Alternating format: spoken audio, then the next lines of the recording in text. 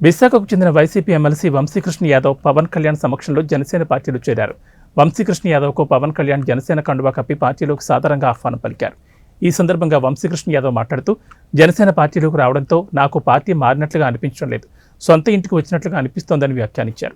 గతంలో నేను పవన్ అన్న ఆధ్వర్యంలో ప్రజారాజ్యం యువజన విభాగంలో పనిచేశాను. ఇప్పుడు మళ్లీ అన్న నేతృత్వంలో పనిచేసే అవకాశం రావడం సంతోషంగా ఉందని వెల్లడించారు. తాను ఏ పార్టీలో ఉన్నప్పటికీ పవన్ కళ్యాణ్ అభిమానిగానే ఉన్నానని, ఇప్పటికీ పవన్ కళ్యాణ్ సినిమా విడుదలైతే మొదటి రోజు సినిమా చూస్తానని వెల్లడించారు.